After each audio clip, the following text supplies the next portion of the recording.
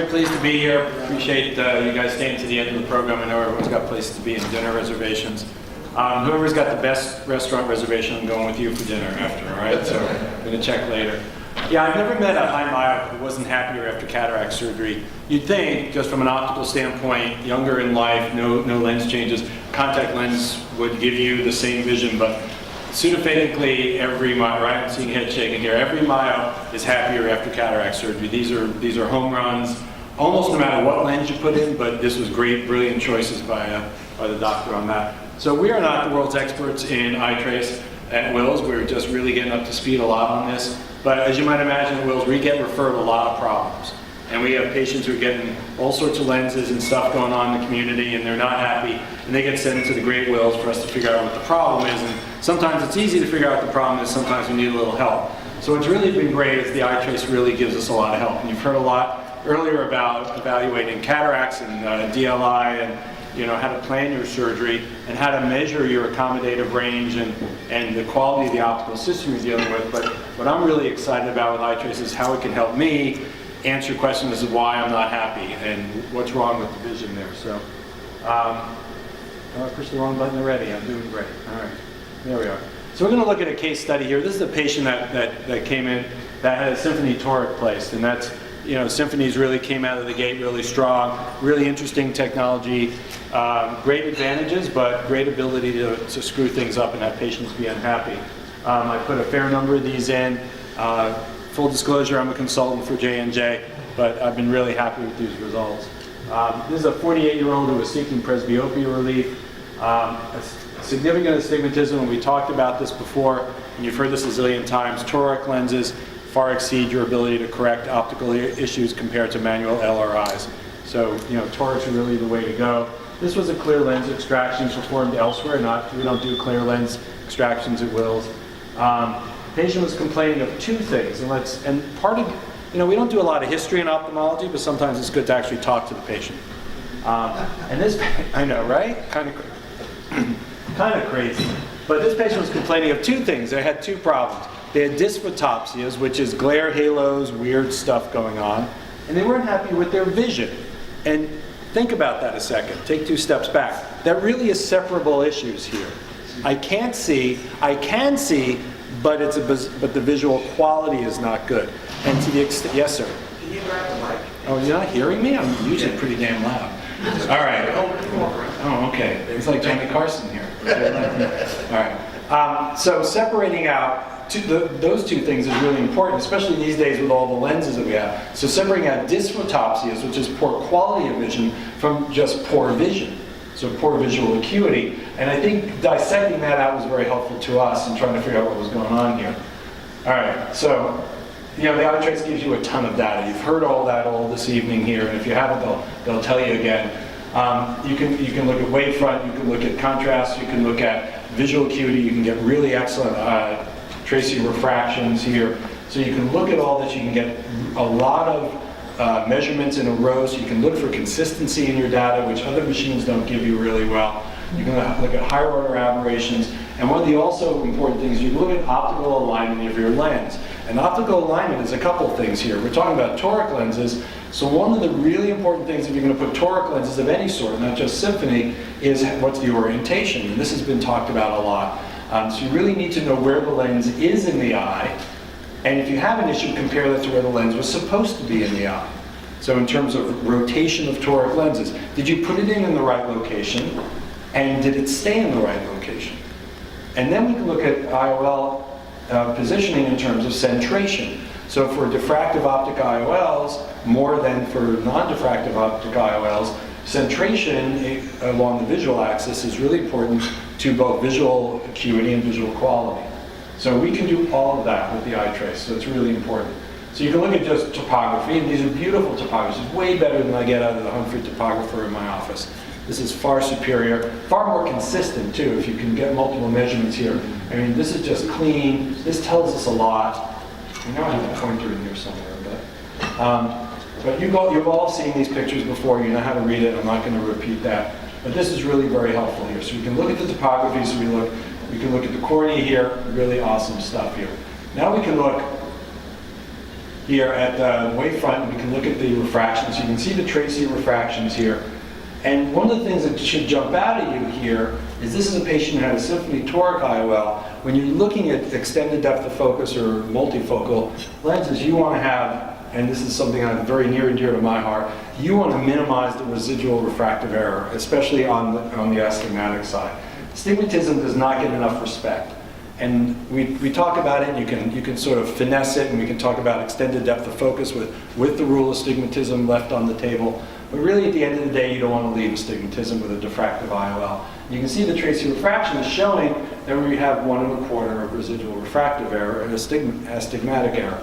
And that for me is right there, that's a big red flag. All right? So right away, I'm looking at this going, all right, I know why this patient's not happy. All right? Or one of the reasons, and it's rarely so clean as to have a single reason. It's usually multiple reasons. You know, is it ocular surface? Is it an IOL selection? Is it residual astigmatism or spherical error? Is it centration? You know, there's often a lot of different things, and it gets a little tough to sort of sort that out and to explain cleanly to patients. But I'm already seeing here I'm not liking that. So here, the average tracer refraction here, spherical equivalent is pretty good, but we have a fair bit of astigmatism left on the table. And when I teach about Symphony lens, and I do a lot of lecturing for J&J on Symphony, to really get the results you want, you need to leave a half a diopter or less of cylinder. All right, half a diopter or less. And preferably, if you're going to leave half a diopter, leave it with the rule. But half a diopter or less. So leaving a diopter to a diopter and a quarter, while not the end of the world in terms of distance vision, truly impacts the near. Yeah, I see, yeah. It's my buddy here in the third row. Yes, it affects. And one of the things I beat up J&J, even though they send me a check every so often, is that they rolled out the Symphony lens as being very tolerant for residual astigmatism. And sure, it is tolerable if you look at the defocus curves on that. It is tolerable for distance vision, but it does a real number on your range. And when you can drive down that residual astigmatism on the Symphony lens, your depth of focus explodes, literally explodes, which is what we want. All right, so the tracer refraction matches a really good push plus refraction. And for Symphony lenses, you need to push plus on your manual refractions. Do not use your auto refractor. Doesn't work. You can use the eye trace, it works beautifully, but not your autorefractor. All right. So you look at the cornea and the lens of the DLI here, and we see where the astigmatism is in the cornea. We knew that. All right. So this is not a great surprise here. But we're seeing here internal, which is the lens, this is where our issue is here. Okay. So we see our defocus there, and we know we have a problem there. So now I'm starting to smell a problem. You know, were my calculations correct, or is this lens not where it's supposed to be? Okay. You can look at the chain analysis. It tells you that. You can see the residual astigmatism. And the residual astigmatism is not what you want. And this is the key. This is the key screen here. All right. This is what we use a lot at Wills when we're looking at these patients. All right. So you're looking at the internal wavefront, the corneal wavefront. So you're looking at the cylinder on the lens, which is right there. You're looking at the cylinder on the cornea, and these don't line up. Okay, this is not rocket science, beautiful stuff, not rocket science to most of us who do that. So we know we have a problem here. So this is pretty straightforward. This is a rotation of the lens. And what's really beautiful about the eye trace is it's going to give you this right here. So you don't have to sit there with your iPhone with this Astigmatism Assistant app, which I've yet to figure out, which seems like a cool idea, but I can't get a good measurement. And then go into the Bergdahl, Harden Bergdahl calculator. And this just gives it to you right there. It's really easy. You got it. You take these images, you've got your numbers here. I know what the problem is. Okay? So it's rotated 29 degrees. If I rotated it back where it's supposed to be, I'd get rid of all of that astigmatism. Wouldn't that be awesome? So is my problem solved? Maybe? No? You don't think so, huh? Did you see this talk already? No? All right. The problem's not solved. I've done a lot of things. Okay, so That's what we do. yeah, so the problem is it may be solved, it may not be solved. Don't think this is the whole story here. However, this is something that you don't want. So you know that if you fix this, you're going to make the patient better. The question is, are you going to fix the entire problem? Maybe you will, maybe you don't. Let's look. All right, let's look. So, and that may not seem a lot, but that's a lot. So, toric stability study. David Chang had a study that came out that Alcon is using to beat J&J up with a club. Technics lenses are not as tacky as Alcon lenses. They may rotate a little bit more. I personally feel that you can get them not to rotate by better implantation techniques, but theoretically they could. You need to be able to deal with that. Most torics rotate in the first hour. They probably do. The question is whether they rotate because their chamber shallows a little bit, they rub the eye, or the wound's not perfect. I know some surgeons who put a suture in every toric patient to prevent that from occurring. That may help. They definitely rotate within the first day or two. The best way to measure them is with the iTrace toric check. It's great. You have this in the office. You run all your toric patients through this. You know the number. Now, in defense of the Tecnis platform, just because they're rotated does not mean their vision's bad. Because the optics of the Tecnis are different than the optics of the Alcon lens. And at the end of the day, you want to address the visual quality, not the rotation. So if the rotation is not affecting the vision, no need to go back into the OR. If it is, then you should go back in the OR. So that's a small aside here. When you're rotating, the best time to rotate is 2 to 4 weeks. You want to let the capsular bag contract a little bit. You want to make sure that the rotation is stable. It will be stable at that point. You don't want to wait too much longer, although you could. This is probably pretty ideal. And just as an aside for those of you in the room who do this stuff, I don't use viscoelastic when I reposition them. I use an anterior chamber maintainer or bimanual, because you don't want to put viscoelastic in again and then have to take it out and then have the lens shift again. It's a circular sort of problem here. So it's really easy to, 2 to 4 weeks, this lens is going to move easily under BSS. You don't need viscoelastics. And just having the anterior chamber maintainer or a bimanual setup, you can nudge the lens in the direction you want to go. And having that in the slide that we showed, you know exactly how many degrees from where it is that you have to move. You can put your Dell marker on the cornea at that point and mark out I think it said 29 degrees, mark out your 29 degrees, and you know exactly where it has to be. So you can put it there. And, the lens is not going to move a second time for sure, because the capsular bag's contracted a bit now at this point, and you should be fine. You don't usually need to open the leaves of the capsule. That's only if it's been in there longer and it's fibrosed down. So we wrote this around, and the lens is in perfect condition, and the patient sees 20/20. Have we cured their entire problem? And the answer is we haven't cured their entire problem, because we had two separate problems. We had a lack of 20/20 vision, and we had dysphotopsias, or a lack of quality vision, or visual aberrations. And the poor visual acuity is from the misrotation of the lens. The dysphotopsias are from the fact that in this particular case, we're going to look here, and we're going to look at our angle alpha, which is the number down here. So everyone knows angle alpha, angle kappa, and since George Waring's not here, I don't have to talk about chord mu. But for those of us who are not as smart as he and some of the other fine brains that have developed all this, I'm just a poor, humble country doctor.